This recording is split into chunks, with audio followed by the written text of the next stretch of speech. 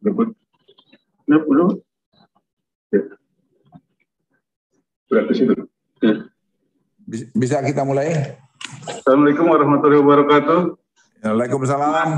Bapak Menko yang terhormati, Pak Menko Marinvest, Pak Menko Perekonomian, dan Bapak Menteri Kesehatan. Mohon izin Bapak, teman-teman kami di Presidium sudah menunggu hasil penjelasan terkait dengan rapat evaluasi PPKM Bapak. Mohon izin barangkali ada satu orang yang akan dipertanyakan Bapak nanti mewakili teman-teman media. Baik, kami silakan Bapak. Baik, sini. Kami silakan Bapak. Ya, mana saya baca dulu aja, nanti sambil terubah. Recording in progress. Sudah jalan ya, udah. Bentar 1 menit ya. Udah Pak Ando. Baik Bapak, silakan. Satu.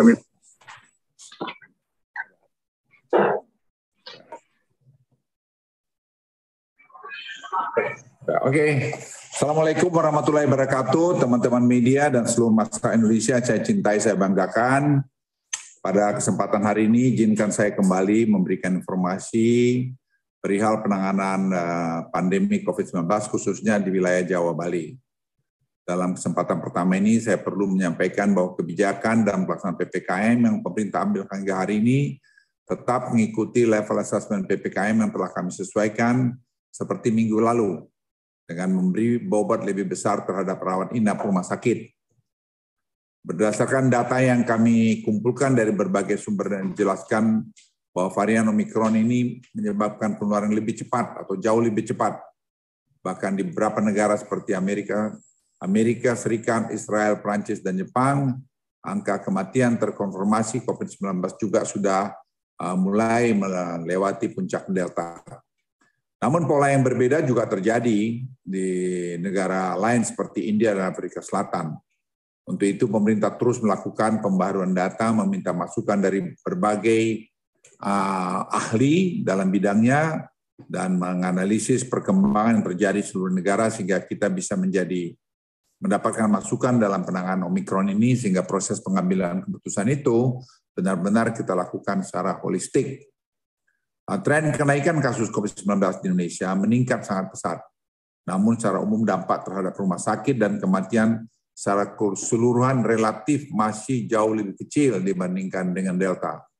Sebagai contoh, kenaikan kasus di Provinsi DKI Jakarta, Jawa Barat, dan Banten meningkat sangat pesat, namun angka perawatan rumah sakit dan kematian masih relatif rendah dan lebih kecil dibandingkan gelombang Delta.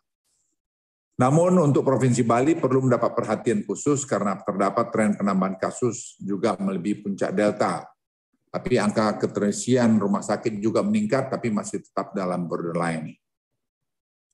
Teman-teman media dan seluruh masyarakat Indonesia saya cintai, ini saya perlu mendapat perhatian mengenai perawatan rumah sakit.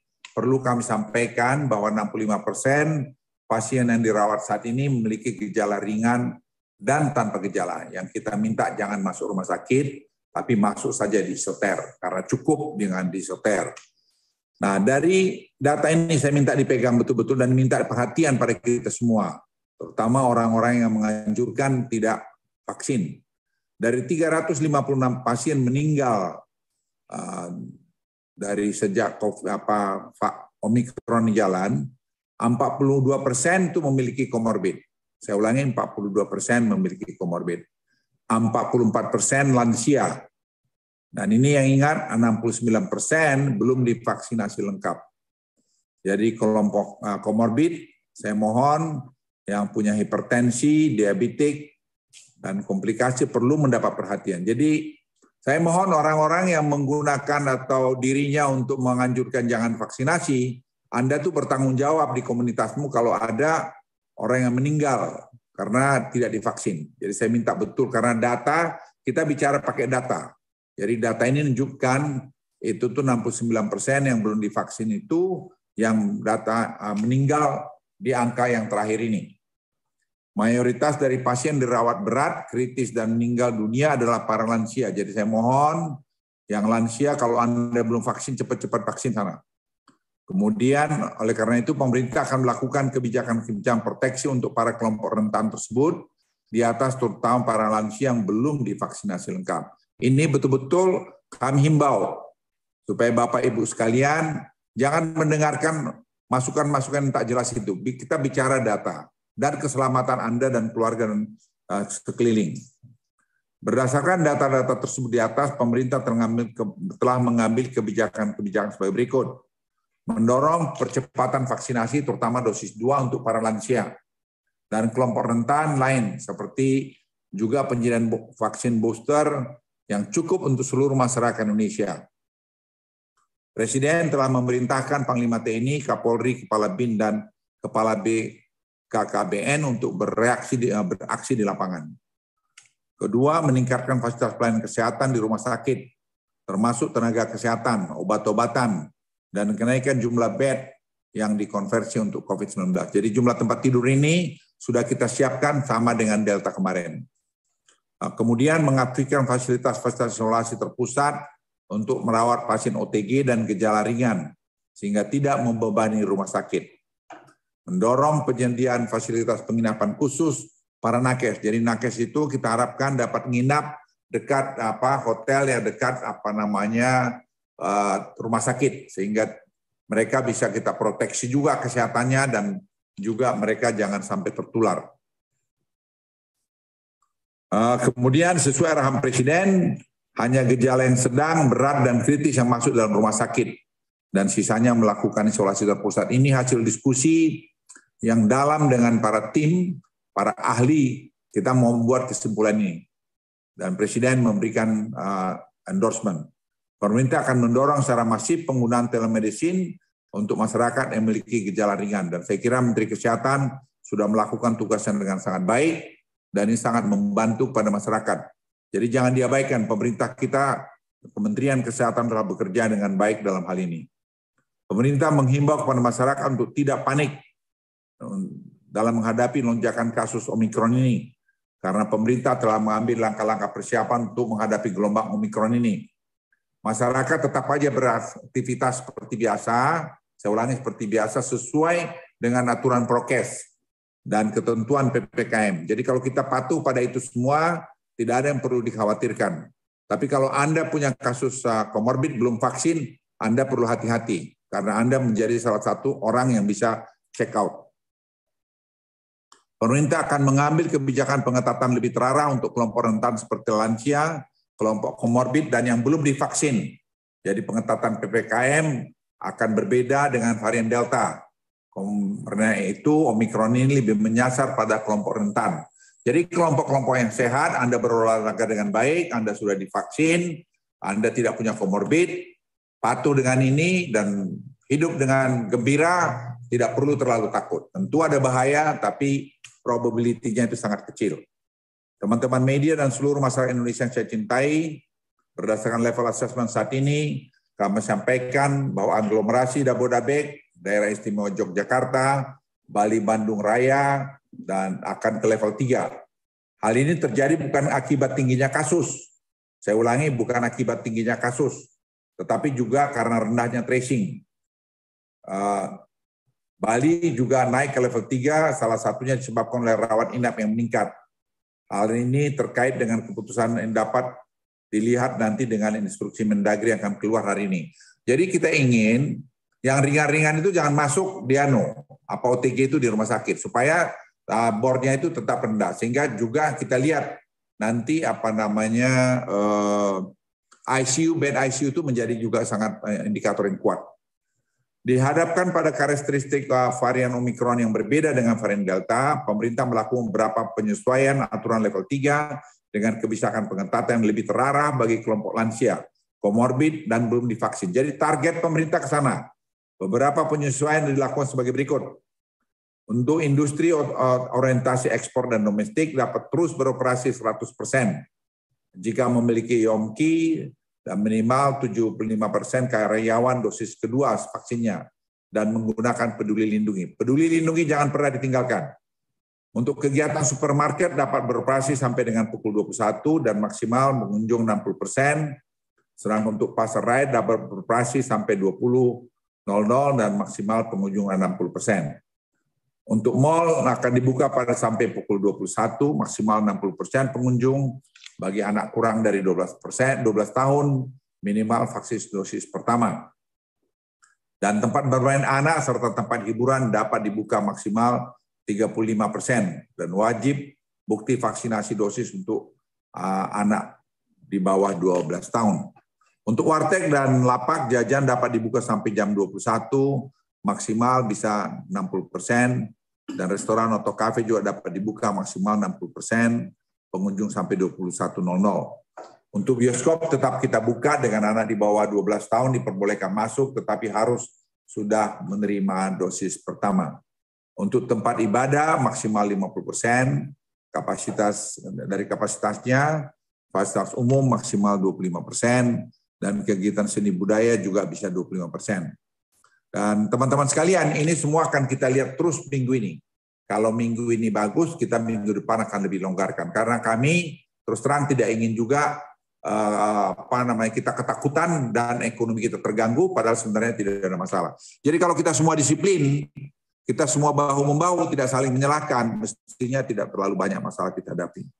Hari ini pemerintah menyadari bahwa terdapat kepenatan, kejenuhan, dan kelelahan akibat pandemi COVID-19 ini yang dialami masyarakat. Namun semua warga negara yang baik tentunya harus sadar bahwa keluar dari pandemi adalah agenda kita bersama. Pemerintah sangat memperhatikan ini, dan Presiden tadi memberikan instruksi betul-betul supaya para UMKM, pedagang-pedagang kecil kita itu tetap bisa berdagang dengan baik, dan itu kita lindungi. Tapi pedagang-pedagang juga harus disiplin. Kalau belum vaksin, Anda pergi vaksin. Supaya Anda jangan menjadi korban dan keluarganya juga jadi korban.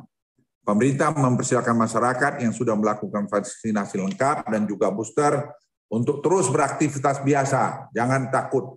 Tapi tetap masker, cuci tangan, itu dilakukan. Marilah kita semua berdoa, semoga Tuhan Maha Kasih senantiasa memberi kesehatan, keselamatan buat kita semua. Sekian, terima kasih. Wassalamualaikum warahmatullahi wabarakatuh.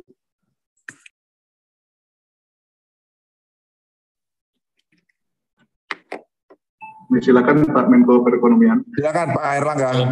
Terima kasih Pak Menko Marinvest, Pak Menteri Kesehatan, teman-teman media cetak elektronik, dan masyarakat yang kami banggakan. Pertama, dapat kami sampaikan bahwa angka reproduksi kasus efektif di beberapa daerah, termasuk di luar Jawa, itu mengalami kenaikan. Namun angkanya tentu kita lihat di Sumatera itu tetap, Kalimantan naik 1,02, Maluku naik 1,12, Papua 1,07, Nusa Tenggara 1,04, dan Sulawesi 1,02. Kemudian kalau kita lihat kasus di luar Jawa, Bali, memang masih lagging, ada delta atau lagging antara Jawa dan non-Jawa. Berdasarkan delta itu sekitar 3 sampai 4 minggu, sehingga kasus konfirmasi harian kita masih di luar Jawa masih 6,7% atau totalnya 2.405, dan kasus kematian juga masih 3, dan secara keseluruhan kasus aktif 13.424 atau 7%. Nah, kalau kita lihat keterpakaian tempat tidur atau bed occupancy rate di luar Jawa yang tertinggi itu di Sulawesi Tenggara 15%, Sumatera Selatan 11%, kemudian Lampung 11%, Kalsel 10%, Bengkulu 10%, sisanya di bawah 10%. Nah, kalau kita lihat dari segi arahan Bapak Presiden bahwa perlu percepatan untuk vaksinasi, baik dosis pertama maupun dosis kedua, memang di luar Jawa yang sudah di atas 70% baru untuk dosis keduanya baru Kepri yang 85,6%, dan juga Kalimantan Timur 71,2%, Kalimantan Bangka Belitung 68,3%, dan Kalimantan Utara 65,9%. Sisanya di bawah 60%. Oleh karena itu dosis kedua menjadi penting, dan terutama untuk kelompok lansia dan komorbid. Dan selanjutnya tentu vaksinasi ketiga perlu diakselerasi agar tidak terjadi akibat daripada Omikron yang berpindah dari Jawa ke luar Jawa. Kemudian juga dari segi level PPKM, kita melihat bahwa beberapa daerah ada penambahan, ya di level 4 masih kosong, di level 3 kita lihat ada 37 kabupaten kota, level 2 ada 259, dan level 1 90 kabupaten kota.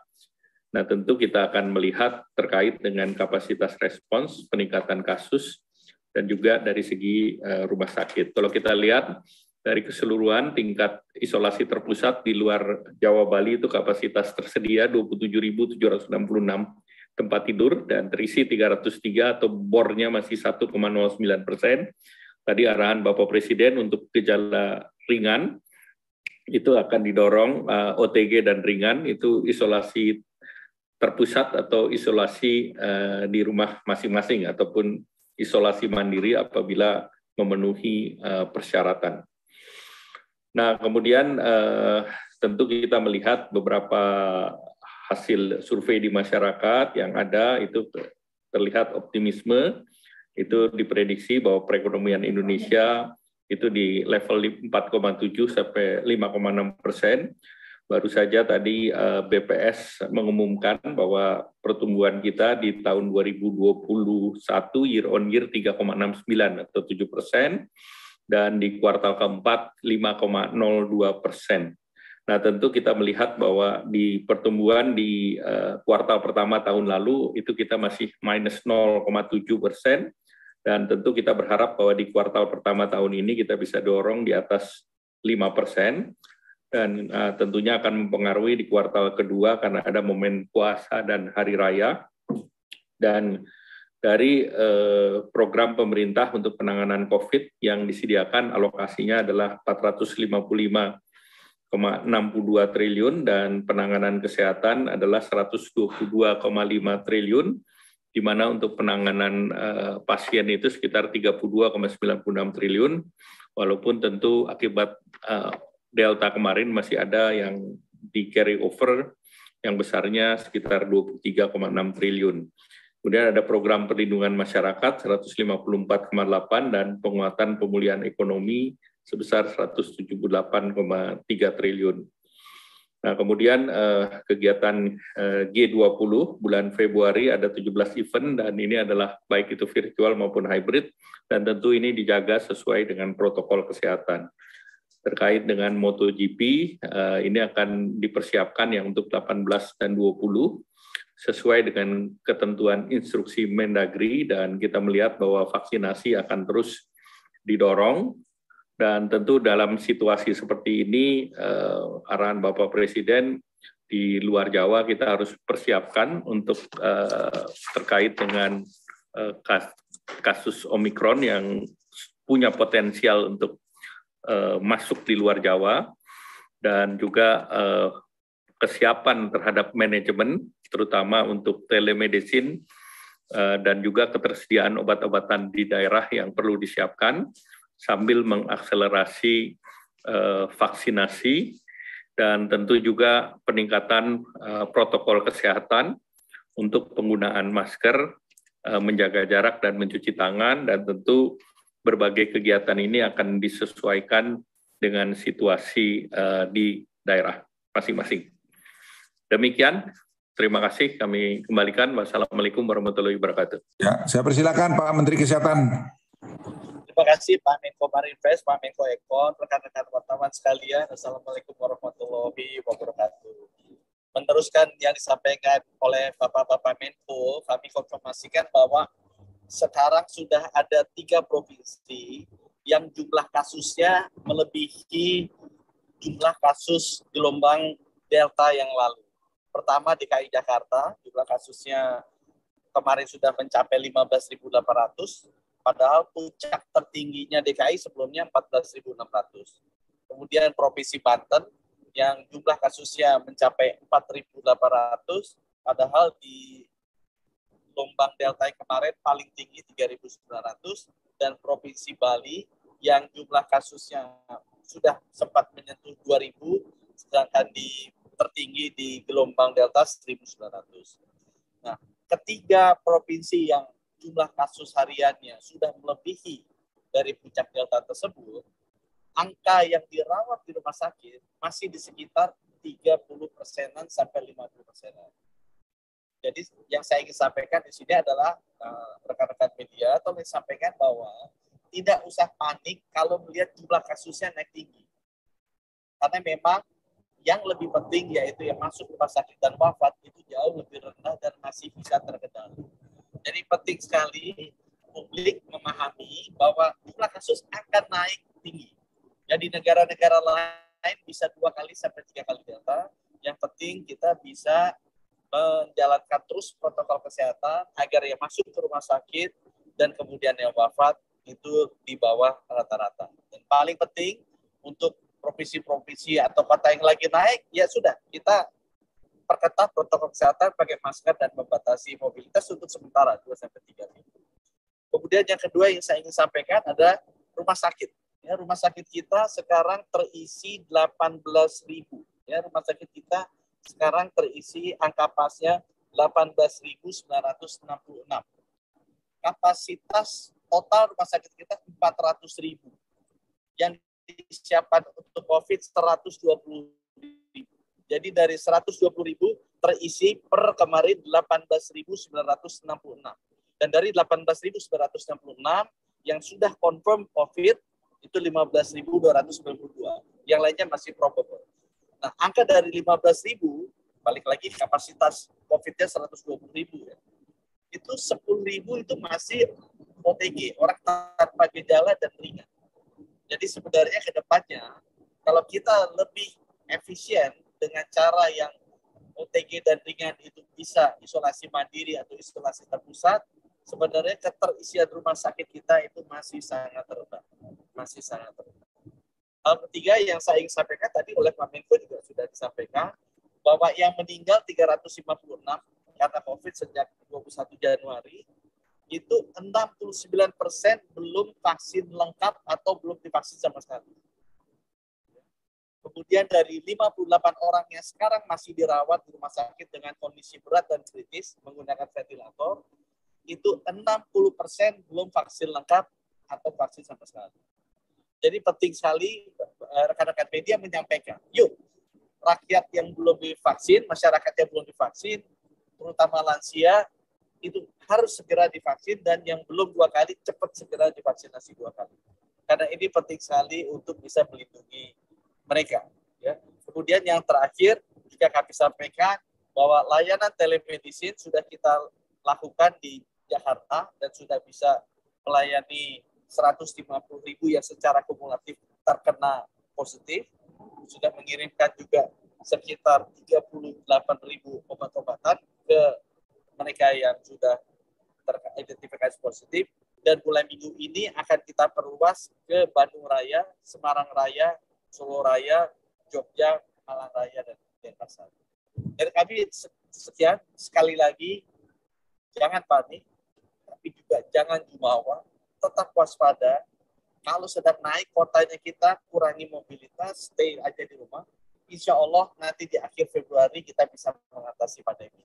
Terima kasih. Wassalamualaikum warahmatullahi wabarakatuh.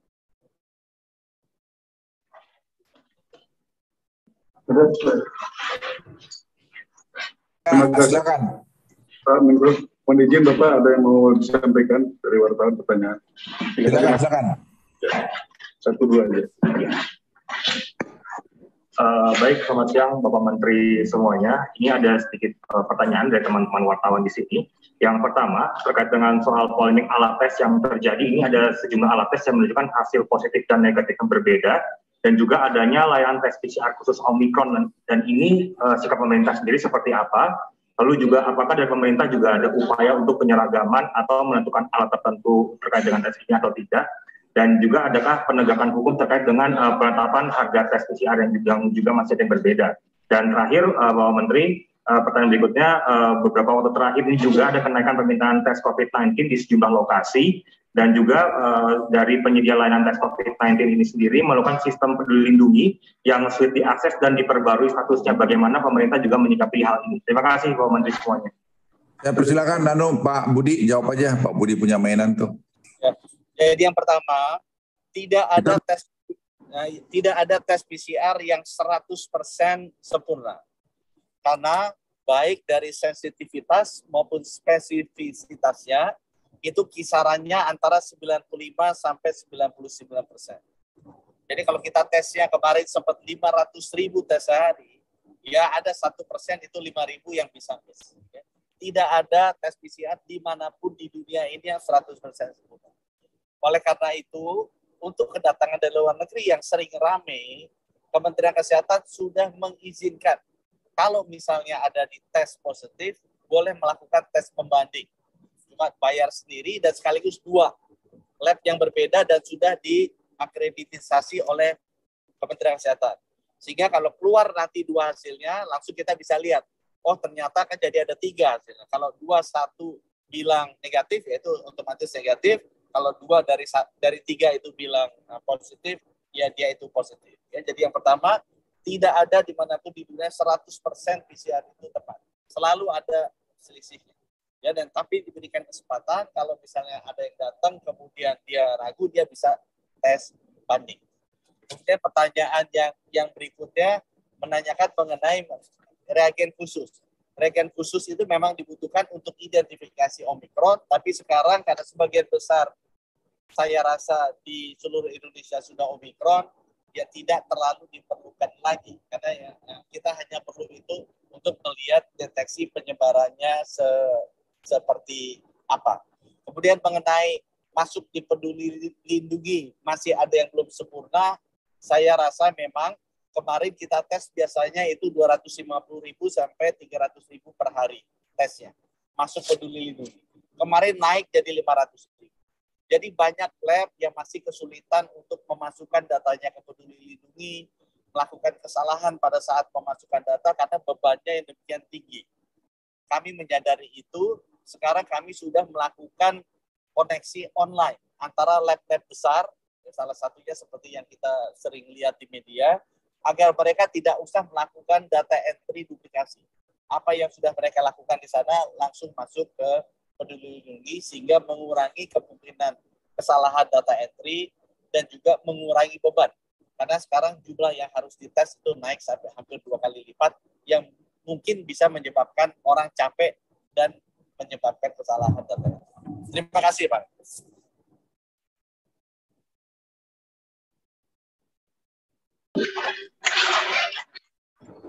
Baik, terima kasih Pak Menkes atas penjelasannya. Terima kasih Bapak. Salam sehat Bapak. Assalamualaikum warahmatullahi wabarakatuh. Waalaikumsalam.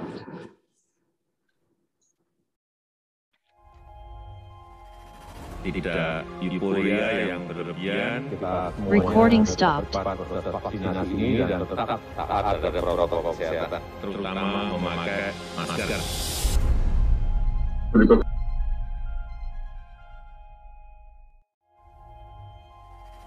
Tidak euforia yang berlebihan. Kita semuanya harus percepat proses vaksinasi ini dan tetap taat terhadap protokol kesehatan, terutama memakai masker.